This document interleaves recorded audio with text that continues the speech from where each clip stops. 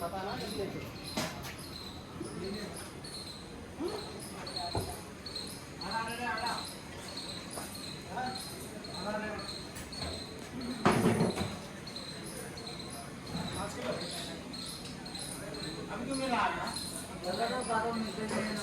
मिल रहा था ना।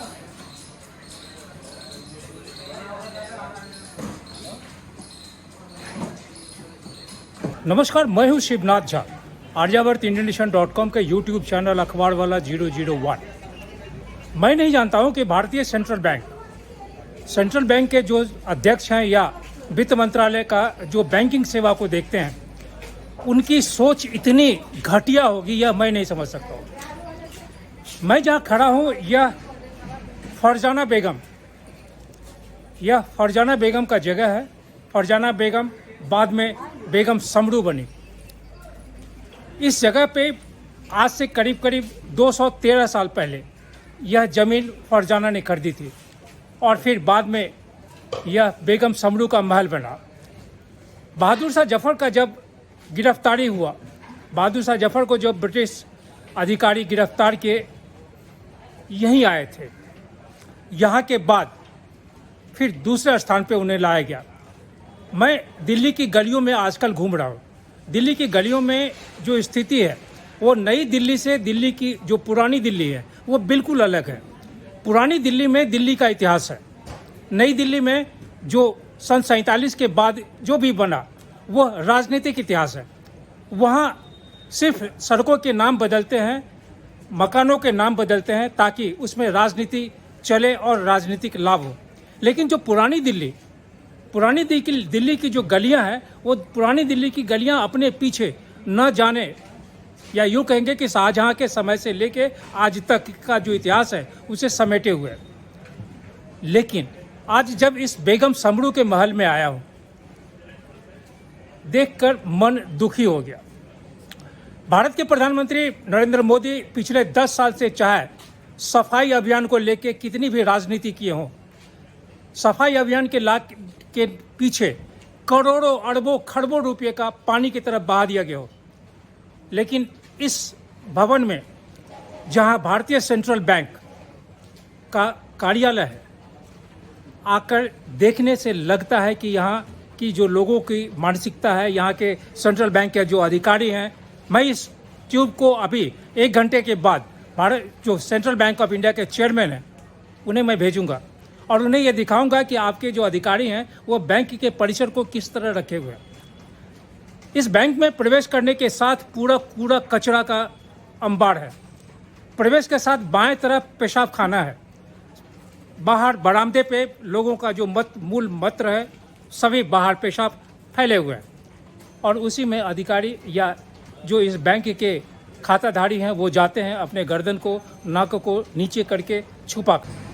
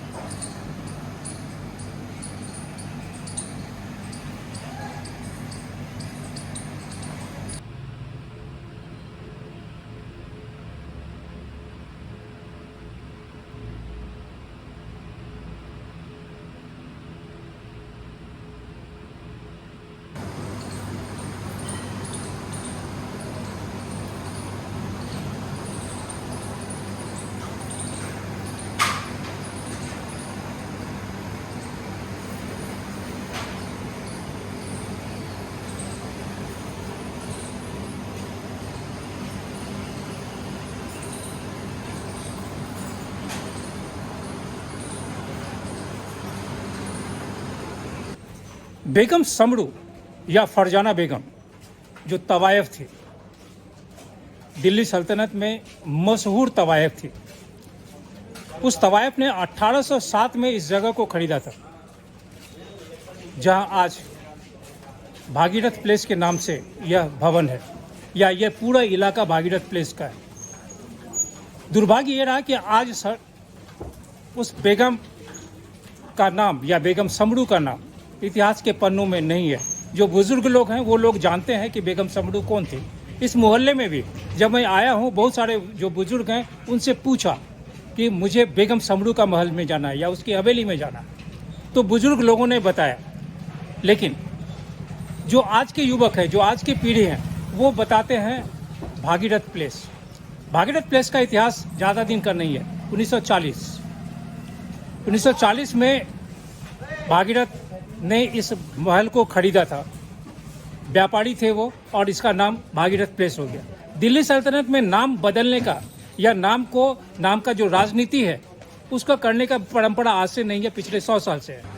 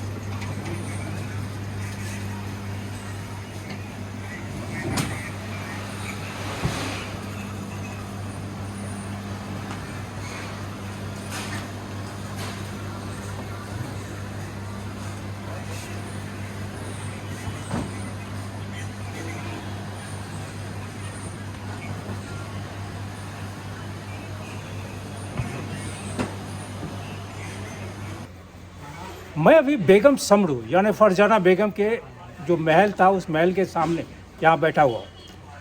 ये पीछे जो सीढ़ी आप देख रहे हैं, ये सीढ़ी उसी महल में जाती है। और आज जो महल की स्थिति है वो आप इसे देख के अंदाज़ा लगा सकते हैं। इस महल में सेंट्रल बैंक ऑफ इंडिया का दफ्तर है। जो स्थिति है सेंट्रल बैंक ऑफ इंडिया जैसे बैंक का यहाँ और इस पूरे परिवेश में जो स्थिति है, उस स्थिति को देख के यह कहा जा सकता है कि भारत का जो बैंकिंग सेक्टर है या भारत में जो गवर्नमेंट के बैंक है उसमें लोग क्यों नहीं अपना लेखा या अपना अकाउंट खोलना चाहते हैं। यहाँ जिस तरह से इस भवन का हालत है या फिर यहाँ जो गंदगी की स्थिति है, जो जितनी भी बातें हैं इस बिल्डिंग के बारे में, वो सोचनीय ही नहीं, दयनीय है।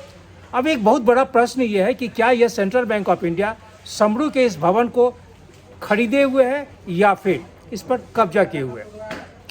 भारत का जो वित्त मंत्रालय है, वित्त मंत्रालय को या भारत का जो बैंकिंग सेक्टर है, उस सेक्टर को इस बात की तहकीकात करनी चाहिए कि क्या सेंट्रल बैंक ऑफ इंडिया के जो आला अधिकारी हैं, चाहे वो इस भवन पे उनका क्या रोल है, इस भवन के बारे में अगर कब्जा है या फिर उस ज़माने में, जिस ज़माने में सेंट्रल बैंक ऑफ इंडिया इसमें खुला होगा, उस ज़माने से लेके आज तक क्या इस भवन के जो मालिक थे वो मालिक सेंट्रल बैंक ऑफ इंडिया को इस भवन को बेच दिए। क्योंकि भवन की जो स्थिति है उसे देख के कोई नहीं कह सकता है कि इसका असली वारिस या इसका असली मालिक सेंट्रल बैंक ऑफ इंडिया है। इसकी जो स्थिति है यहाँ तक पहुँचने की या फिर पूरे भवन की जो स्थिति है वो आप इस पूरे कहानी में देखेंगे, यह दयनीय ही नहीं, सोचनीय है। और भारत सरकार में प्रधानमंत्री नरेंद्र मोदी को, भारत के जो वित्त मंत्री हैं निर्मला जी को, उन्हें सभी लोगों को इसकी तहकीकात करनी चाहिए कि हकीकत में अगर सेंट्रल बैंक ऑफ इंडिया की स्थिति इस कदर है तो यह दयनीय ही नहीं, सोचनीय है।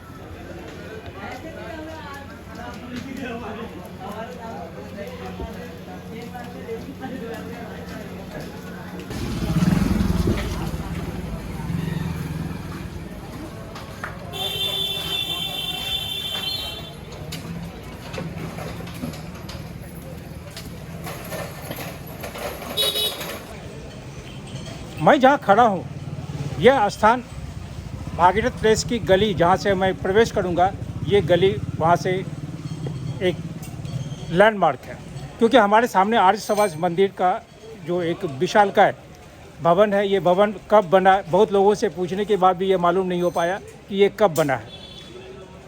इस पूरे भागीरथ पैलेस का जो एरिया है, इस क्षेत्र में तकरीबन कई एक हज़ार दुकानें होंगी, छोटी से छोटी और बड़ी से बड़ी। ये सभी दुकानदार यहाँ के जो स्थानीय सरकार हैं उनको टैक्स ज़रूर देते हैं, यह पक्का है। लेकिन टैक्स देने के बाद में भी आज अगर बारिश हुई है तो इस रास्ते से चल कर जाना लगता है जैसे आप किसी बैतरणी को पार कर रहे हैं। हम यह नहीं कहेंगे कि हर एक जगह जो कॉरपोरेशन के लोग हैं वही आके सफाई करें, क्योंकि दिल्ली सरकार में कॉरपोरेशन के लोग भी नहीं हैं, और जब नौकरी मिलने के बाद कॉरपोरेशन वाले भी बहुत ज़्यादा नियम कानून सिखाते हैं। ये कहते हैं कि 8 घंटे की ड्यूटी वगैरह बहुत तरह की बातें। लेकिन जो दुकानदार हैं उन दुकानदारों को भी चाहिए कि वो अपने सामने की जो क्षेत्र है उस क्षेत्र को साफ सफाई रखें। मैं यह नहीं कहूँगा वो ज़रूर टैक्स देते होंगे, लेकिन उनके भी मन में यह इच्छा ज़रूर होगी कि इसको सफाई करने वाले कॉरपोरेशन के लोग आएँ, क्योंकि वो टैक्स देते हैं। अगर वो सरकार को पैसे देते हैं तो स्वाभाविक है कि उन्हें सफाई चाहिए, लेकिन ऐसा नहीं है। इस क्षेत्र में जो भी विधायक हैं उनके जो विधायक निधि है उसमें पैसे ज़रूर मिलते होंगे, और उन्हें यह भी चाहिए कि इस विधायक निधि से पैसे का सदुपयोग करके कम से कम यहाँ की जो सड़कें हैं, इस गली में जाने वाली जितनी भी सड़कें हैं, वो उन सड़कों का बहुत बेहतरीन तरीके से मरम्मत हो। कारण यह है कि इस जगह पे सिर्फ भारत के जो राज्य हैं या भारत के जो केंद्र शासित प्रदेश हैं उसके लोग ही नहीं आते हैं। पूरे विश्व में 190 अगर देश है, 190 195 देश, उन तमाम देशों के लोग इस जगह पे आते हैं, क्योंकि यहाँ इतिहास है। लेकिन दुर्भाग्य यह है कि न तो यहाँ के प्रदेश सरकार, न जो नेता अभिनेता अधिकारी पदाधिकारी लोग बाग जो यहाँ की मिट्टी से या फिर यहाँ की कमाई से अपने घर द्वार सभी को चलाते हैं, वो इस जगह के बारे में जानते भी नहीं। भागीरथ प्लेस क्या है इस जगह के बारे में नहीं जानते। और दुर्भाग्य ये है कि जो व्यवस्था है, जो सरकार के लोग हैं, जो सरकार के नुमाइंदे हैं, उस लोग भी भागीरथ पैलेस को कभी बहुत बेहतरीन तरीके से प्रचार भी नहीं किया। भागीरथ प्लेस की औकात या भागीरथ प्लेस की जो पैदाइश है वो ज़्यादा नहीं है। 1940 से पहले यह जगह, यानी उससे करीब 150 साल पहले यह जगह, यह भवन बहुत ही ऐतिहासिक है। लेकिन इस क्षेत्र में जितनी भी बड़ी बड़ी अट्टालिका उसी ज़माने की है। सभी जो बड़े बड़े भवन हैं सभी इसी ज़माने के हैं। और यह ज़माना था फरजाना का।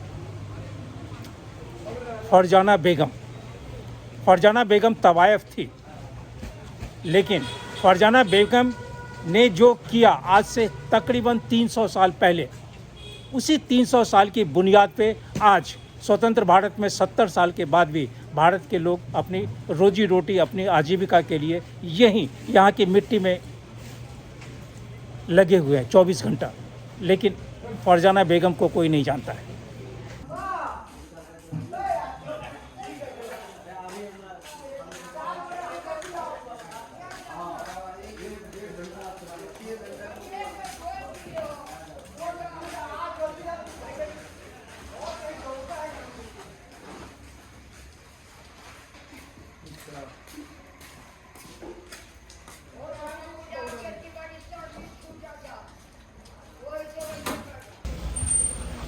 फरजाना बेगम जो बाद में बेगम समरू के नाम से जानी गई, बेगम समरू का वह भवन या वो महल बिक गया। आज जो भागीरथ प्लेस है वो भागीरथ जो खरीदार थे उन्होंने अपने नाम पे दिया। अब सवाल ये है कि उस भवन में आज भी सेंट्रल बैंक ऑफ इंडिया का दफ्तर है। भारत के प्रधानमंत्री नरेंद्र मोदी पिछले 11 साल से या पिछले 10 साल से भारत में सफाई अभियान की जो एक मुहिम छेड़े हुए हैं। मैं विश्वास के साथ, बहुत दावे के साथ कह सकता हूं कि अगर भारत के प्रधानमंत्री नरेंद्र मोदी इस जगह पे आ जाएं तो उन्हें अपने जो प्रयास है उसको देख के शर्म महसूस होगा, क्योंकि सेंट्रल बैंक ऑफ इंडिया का वो भवन वहाँ पे बाहर बरामदे पे पेशाब है। स्वच्छता नाम की कोई चीज़ नहीं, इतनी ज़्यादा, इतना अधिक गंदगी वहाँ पे है। आश्चर्य यह है कि सेंट्रल बैंक ऑफ इंडिया के कर्मचारी या सेंट्रल बैंक ऑफ इंडिया का मुंबई से लेके यहाँ तक इस जोन के जो भी अधिकारी पदाधिकारी हैं कभी शायद इस गली में नहीं आए होंगे। अब इसका एक सवाल ये उठता है कि क्या सेंट्रल बैंक ऑफ इंडिया उस भवन का इंक्रोचमेंट नहीं, उस भवन पर कब्जा किए हुए है? इस बात से नज़रअंदाज नहीं किया जा सकता है कि कहीं सेंट्रल बैंक ऑफ इंडिया उस भागीरथ प्लेस को, भागीरथ प्लेस में बेगम समरू का जो वो महल है उस पर कहीं कब्जा तो नहीं किए हुए। उसी तरह यहाँ पे दूसरा भवन है स्टेट बैंक ऑफ इंडिया का। स्टेट बैंक ऑफ इंडिया का चूँकि प्रवेश वो चांदनी चौक के सामने मुख्य मार्ग पे है, इसलिए वहाँ पे थोड़ी बहुत सफाई है, लेकिन फिर उसका पिछला हिस्सा वहाँ पे, मैं तो इस कहानी के माध्यम से मैं प्रधानमंत्री नरेंद्र मोदी का या फिर जो गृह मंत्री हैं उनसे मैं निवेदन करूँगा, या फिर जो दिल्ली सल्तनत में जो मंत्री, अधिकारी, पदाधिकारी, मुख्यमंत्री जितने लोग हैं वो इस जगह पे आके देखें। राजनीति करना अलग बात है, लेकिन धरोहर को बचा के रखना एक अलग बात है।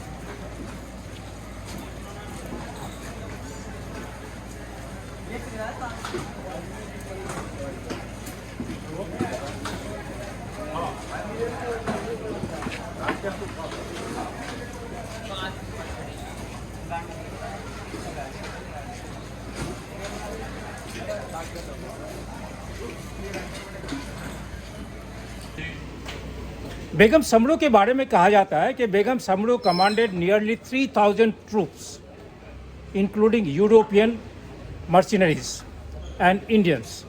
इन 1787 Samru broke the siege of Red Fort. यह भारत के इतिहास में है। भारत के इतिहास में इस तरह की महिलाओं का जिक्र है जो लाल किला के बारे में लिखा गया है। शायद जिस नृत्यांगना या जिस तरह की महिला जिनका ये भवन है, उस भवन का इस कदर निरादर होना, इस हस्र का, इसका ऐसा हस्र होना, यह इतिहास के पन्ने पे एक काला धब्बा है।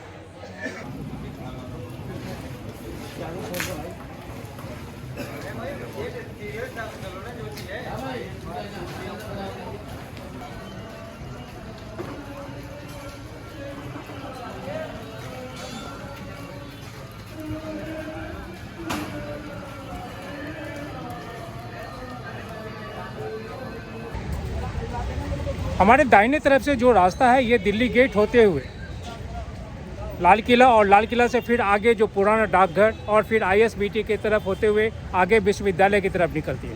ये रास्ता आगे जाने के बाद फिर डाकघर से जब हम आगे जाते हैं तो कश्मीरी गेट से बाएं तरफ जो रास्ता है वो रास्ता हम 30 हजारी कोर्ट के लिए चले जाते हैं। 30 हजारी कोर्ट से दाहिने जहाँ के लिए मैं 30 हजारी कोर्ट के लिए मुड़ते हम सभी, वहाँ से दाहिने जो रास्ता है वो रास्ता रिंग रोड की तरफ जाया है।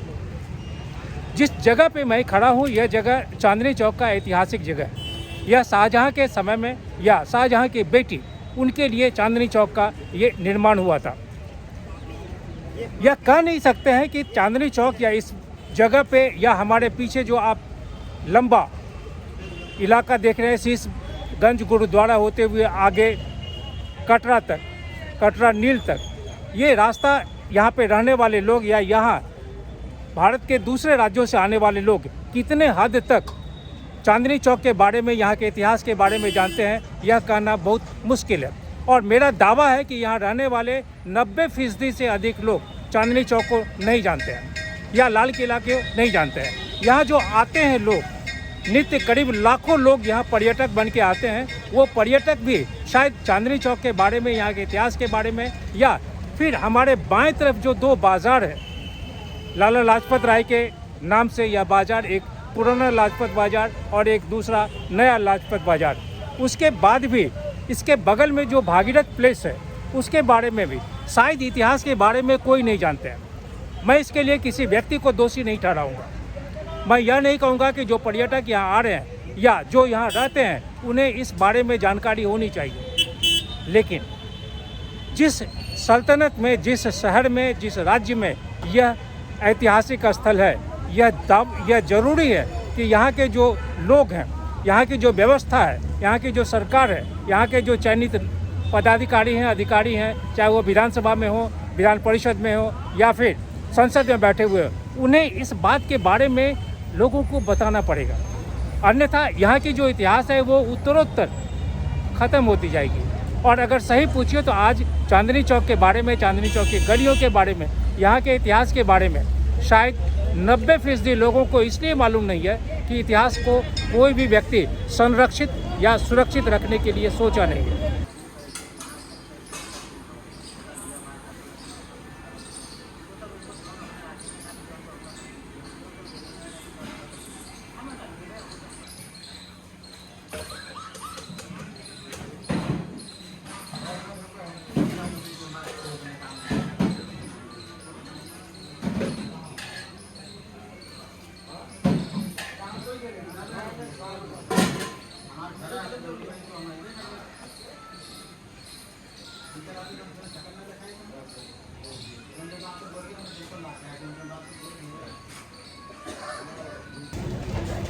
हमारे बाएं तरफ लाल किला और लाल किला से लेके फतेहपुरी मस्जिद तक ये जोड़ने वाले चांदनी चौक का ये इलाका, इस सड़क पे शायद नित्य कई लाख लोग आते होंगे, चाहे अपनी खरीदारी करने के लिए अथवा घूमने के लिए। लेकिन शायद उन लोगों को मालूम नहीं होगा कि हमारे पीछे जो भारतीय स्टेट बैंक का कार्यालय है, यह कार्यालय एक ज़माने में इस चांदनी चौक की एक तवायफ का हुआ करता था, बेगम फरजाना। बेगम फरजाना को शायद अब कोई नहीं जानता है, या इस स्टेट बैंक ऑफ इंडिया के पीछे का जो पूरा इलाका है भागीरथ प्लेस, वो जिसके नाम से है, जिसने उसके बनाया, उसे कोई नहीं जानता है। बेगम फरजाना कोई नहीं जानता। हकीकत यह है कि हिंदुस्तान में नाम इस पूरे भागीरथ प्लेस को उस ज़माने के जो एक सेठ थे उन्होंने ख़रीदा 1940 में, और 1940 में ख़रीदने के बाद ये पूरा इलाका हो गया भागीरथ प्लेस। फरजाना का नामो निशान समाप्त हो गया, क्योंकि वो एक तो मुग़ल कालीन थी और दूसरा तवायफ थी।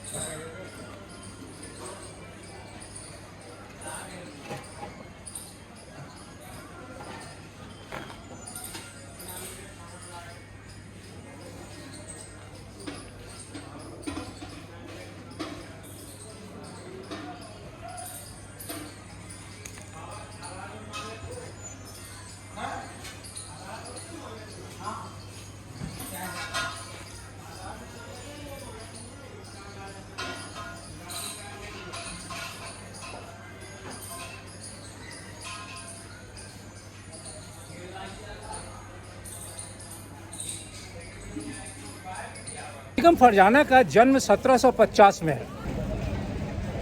फरजाना जिस समय तवायफ के कोठे पे बड़ी हो रही थी, चाहे वो दिल्ली के तवायफ का कोठा हो अथवा उत्तर प्रदेश में तवायफ के कोठा हो, उस समय भारत में जो राजनीतिक माहौल था, वो राजनीतिक माहौल बहुत ही उथल पुथल हो रहा था। अंग्रेज़ों का बहुत भारत के भूभाग पे बहुत बड़ा नियंत्रण हो चुका था। मुग़ल साम्राज्य का धीरे धीरे पतन शुरू हो गया था। कहा जाता है कि बगावत की लपटों का मुकाबला करने के लिए मुग़ल शासकों ने यूरोप के एक मर्सिनरी जो भाड़े पे आते हैं, मर्सिनरी को उन्होंने बुलाया। उन्हीं में से एक मर्सिनरी में एक थे ऑस्ट्रिया के वाल्टर रेनहार्ड। रेनहार्ड की मुलाकात होती है मीर कासिम से। मीर कासिम उस ज़माने में बंगाल का नवाब था। यह 1700 ईस्वी का जो उत्तरार्ध है उस समय का कालखंड है।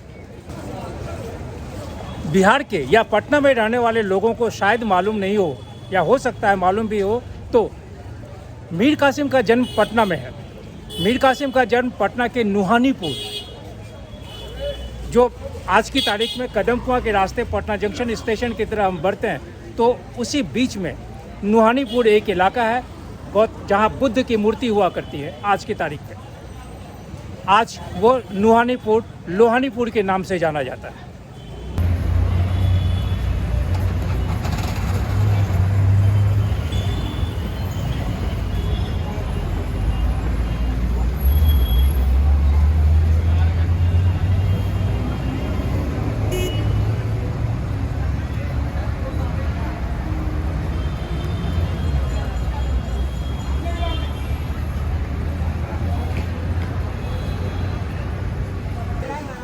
सत्रह में यह कहा जाता है, इतिहासकारों का कहना है कि 1763 में रेनहाल्ट ने अंग्रेज़ों के मन में या तत्कालीन जो अंग्रेजी व्यवस्था थी उसके मन में एक खौफ पैदा कर दिया था। और बक्सर का युद्ध जिसमें कई 100 लोग मारे गए थे अंग्रेजी सैनिक, वो रेनहाल्ट के कारण ही हुआ था। उनके नेतृत्व में ही यह लड़ाई लड़ी गई थी। उस समय रेनहाल्ट की जो आयु है वो करीब 45 वर्ष की है। यह कहा जाता है कि 45 वर्ष के रेनहाल्ट ने दिल्ली के कोठे में 14 साल की फरजाना को देखा और फरजाना को उन्होंने दिल दे दिया। फरजाना के व्यक्तित्व में उन्हें मंत्रमुग्ध कर लिया। रेनहाल्ट फरजाना को अपने साथ लेकर आ गए। तवाइफों के बीच में जीने वाली फरजाना अब हथियारों के बीच में ज़िंदगी बिताने लगी। एक दशक तक उसने रेनहाल्ट से सब कुछ सीखा जो एक सैन्य अधिकारी की पत्नी का दर्जा उसे दिया नहीं गया, लेकिन फिर भी उसने रेनहाल्ट से वो तमाम सैन्य के गुण उन्होंने सीखा। रेनहाल्ट के साथ फरजाना को एक नया उपनाम मिला। रेनहाल्ट ने अपना जो उपनाम था समड़ू, वो रेनहाल्ट ने फरजाना को दिया, इसलिए फरजाना बेगम समड़ू बेगम के नाम से जाने लगी।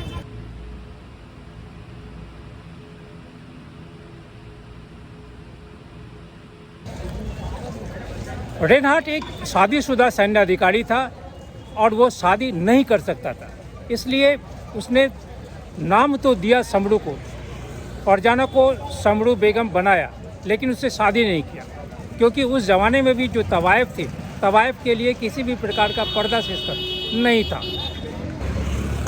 कहते हैं कि फरजाना मुग़ल दरबार में अपने तमाम जो भी उसके गुण थे, वो तमाम गुण जो उसने कोठे पे सीखा था, वो तमाम गुण को मुग़ल दरबार में दिखाया और परिणाम ये हुआ कि मुग़लों ने उस ज़माने में फरजाना को बेगम का दर्जा दिया। बेगम के शब्द से उसे अलंकृत किया गया, इसलिए फरजाना बेगम हो गई।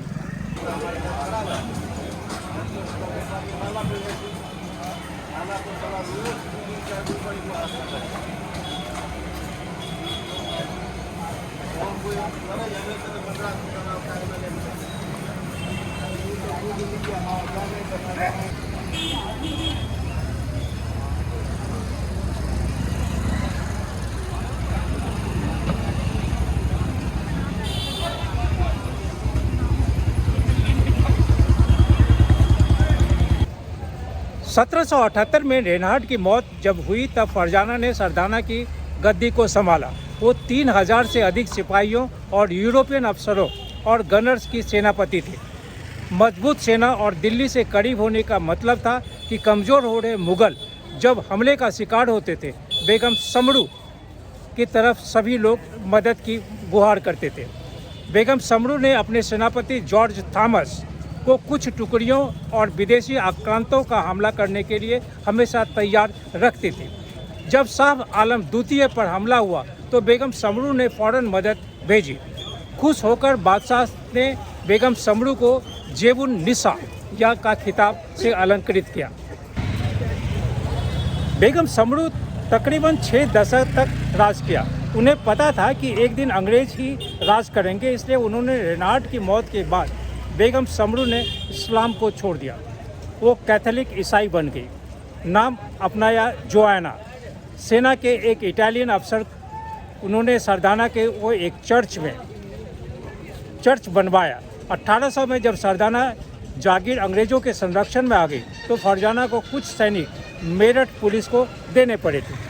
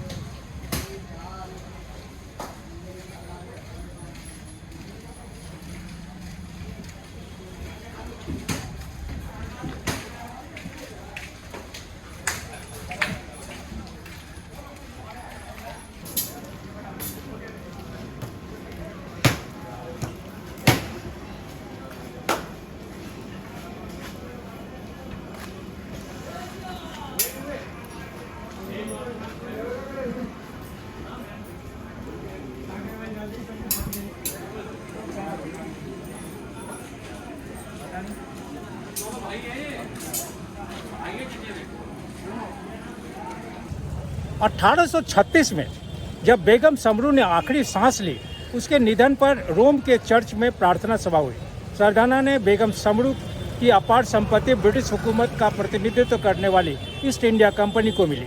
बेगम समरू के पास उस जमाने में तकरीबन 5.5 करोड़ सोने की मुहरें थी, यानी आज की तारीख में तकरीबन वो 42 खरब की संपत्ति है। मैं जहाँ खड़ा हूँ ये चांदनी चौक के बीचों बीच, हमारे दाईं तरफ जो भागीरथ प्लेस का पूरा क्षेत्र है, इस क्षेत्र में न जाने कितने भवन हैं जो ऐतिहासिक है, उस जमाने में बने हुए 250-300 साल पहले। और ये सभी संपत्ति बेगम समरू की या फरजाना बेगम की थी। आज की तारीख में अगर उस संपत्ति को देखा जाए तो यह संपत्ति आंका नहीं जा सकता है कि यहाँ पे जितनी भी दुकानें हैं, यह दुकान किस परंपरा से है, किन की दुकानें हैं, किसने किससे खरीदा, ये किसी को पता नहीं है, लेकिन सभी लोग यहाँ हैं।